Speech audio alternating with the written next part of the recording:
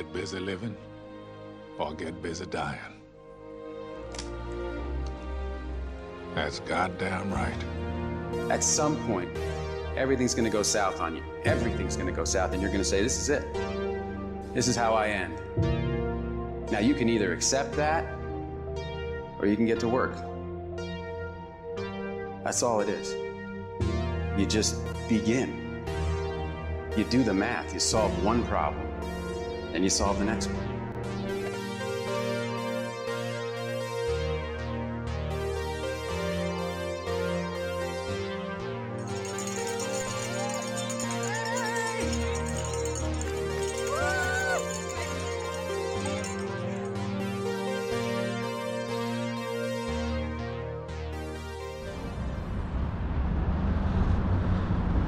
Somewhere beyond that shopping centre is the summit of Pico De La Zarza, and that's where I'm going today to do my session.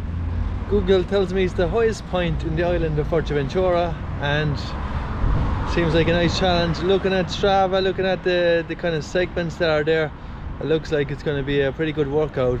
2,600 feet of elevation over 4.5 miles maybe, and my plan is to keep it nice and controlled, make sure I don't go red, and just try to be nice and comfortable as much as I can, and hopefully get up and get some nice views. The weather isn't too bad, it's not too hot, like, so it shouldn't hurt too much if I keep my heart rate zones in the right place, and I'll chill out when I'm up there then. And hopefully on the way back down I'll push it a small bit, but I won't go too crazy. You know, the steep descents can be pretty bad on the legs if you push them too much, and I don't want to do any pushing today. Today is just another training session, another brick, as they say, in the wall of the Maurice Mullins 50k video log and Boston Marathon, and you got to get those legs ready for all that downhill running in Boston as well. The sun is out, so should add to the challenge. Woo.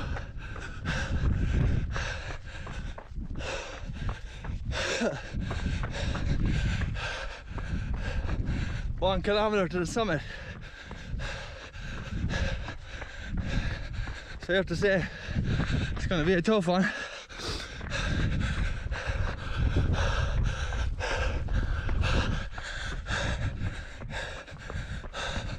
Woo.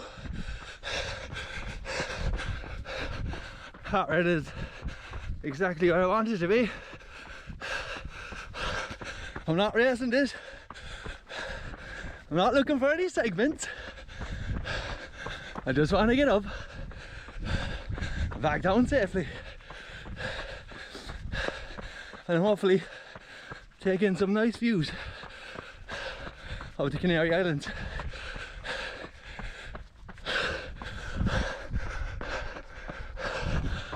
Almost there.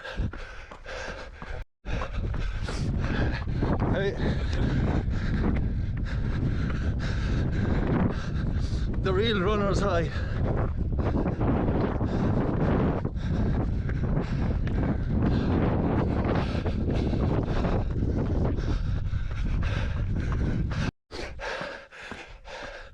The shark climb's starting to bite into the legs, but we're almost there. Look at that.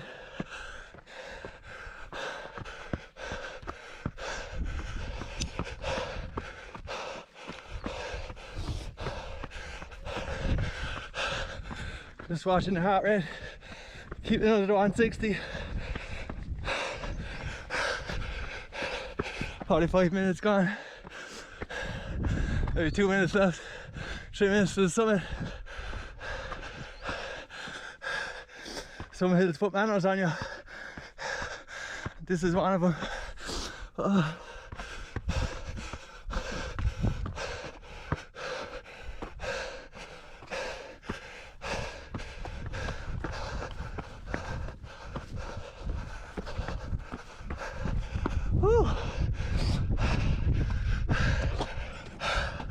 Oh, fuck. Fuck. Whew. 47 minutes of pain. but then you get the pleasure.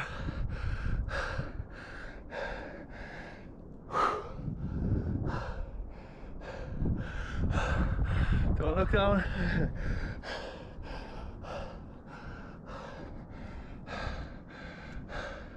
Hey guys, it's worth the pain, isn't it? Care views. 8 years ago, when I used to come to the Canary Islands, I used to be looking for where you can get an all-you-can-eat buffet. This time I'm googling what's the highest point, and I found it, and I'm here.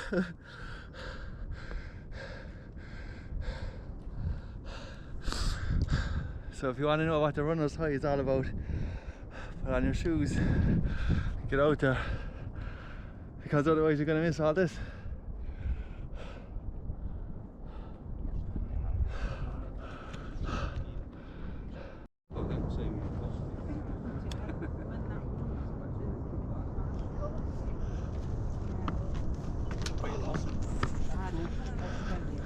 As threshold runs go, that was pretty good.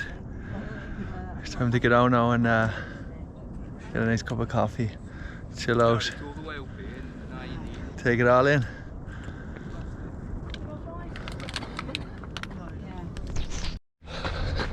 Hey, how's it going? Time for session number 2. First session, Pico De La Zarza. It's still a little bit fresh in the legs, but I think I'm shaking it out now. Like I said, I'm going to kind of top load this week, and if the last one was a threshold, more like a tempo I guess, because it was sustained 47 minutes. This one's going to be more like threshold reps. I seen a volcano when I went for my run the other day, and I said I'd come back here, it'd be a good place to do maybe 4x800. And here is the beast.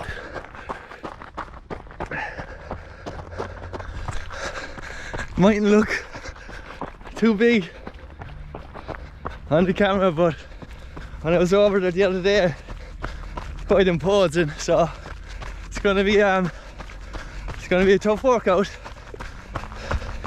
Should have 2,000 or 3,000 feet of elevation after this, like, and probably have about 8 miles done for the session.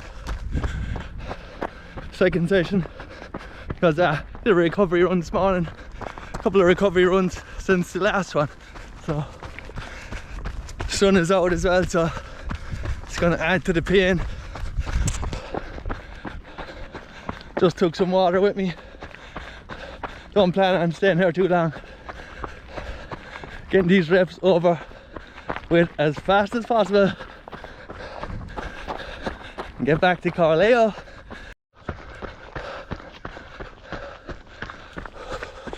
Woo! This is going to be a tasty one, but it's all about being sensible. You know, if I was doing threshold reps on the road, I'd want to be keeping my heart rate nice and smooth, and again, not going red. So the plan today is it's all about cadence and keeping my heart rate in the threshold zone, and then you're going to get a full recovery on the way back down. Probably come down the other side if I can and go back up that way.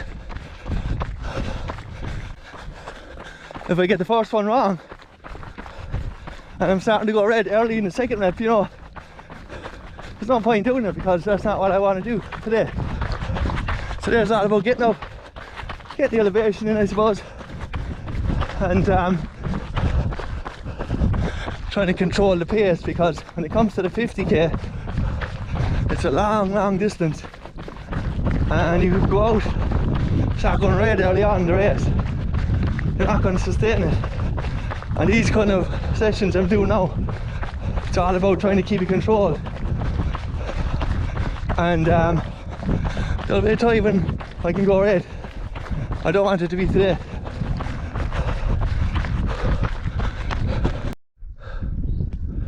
Ooh, the sun is out. Like I said, this is all about cadence, keeping the heart rate low. Hopefully the Garmin's give me proper feedback this time, proper data with the heart rate. If it's not, I'm going by effort anyway, because like I said, when I get up, I'm gonna pick a certain start point and pick a finish point, and I'm gonna time it, and I want to be able to kind of get close to that the next time I do it as well. I'll probably do 2 this side and maybe 2 the other side. Unless I see something nice from the top, I might head over the other side as well. We'll see. But let's get started anyway, and let's get started. Keep it sensible. Cadence, heart rate, in the right zones. That's all we can do. Let's do it. Whew. First one done. It was hard to see the trail going up because the sun was blinding me, even with the hat, so I couldn't see what was ahead. It's very steep, but look at the views.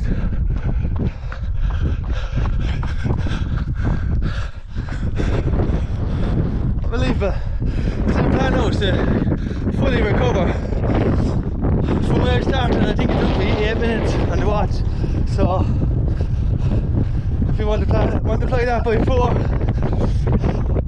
we're gonna have 32 minutes of threshold walk, and it might not show it on the heart rate, but that was pretty tough. There was a lot of hands on the knees climbing. I don't like that sort of stuff, but it's the only way to get up, you know, gravity's against you. So I'll see this view every now and again. If I was running towards that, it would be a lot easier, but this is the type of terrain you're dealing with, and it's very slippy, you know, so you gotta be careful. It's all about getting home in one piece. So that's one down, 4 to go. Whew.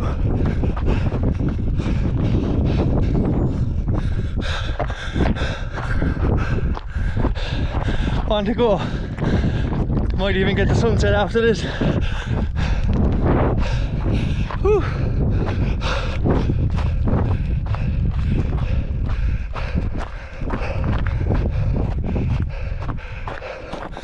$2,000 or 2,000 feet, 1 rep to go, so good chance I'll be up 2005.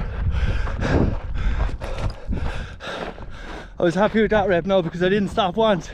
You know, sometimes even keeping that high cadence, you'll be faster power walking, but some people are good at power walking, and I don't find I have the endurance to keep up the power walking. You know, it's something I probably don't practice enough, but some runners keep the high cadence going. I kind of mix both, depending on the hill, like, but if I could keep the high cadence game going, I would, you know. It definitely takes less out of me than power walking.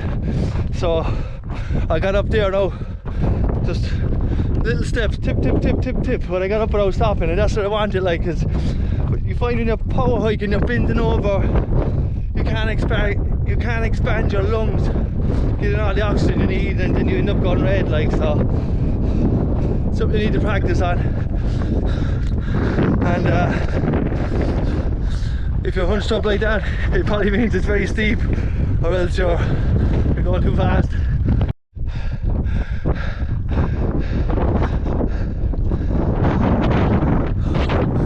Woo!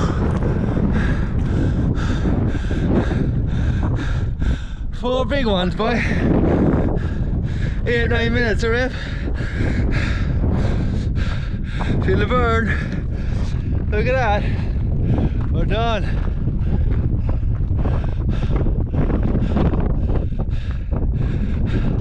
I'll be thinking of these hills when I'm doing this 50k. And when I get up to Heartbreak Hill in Boston,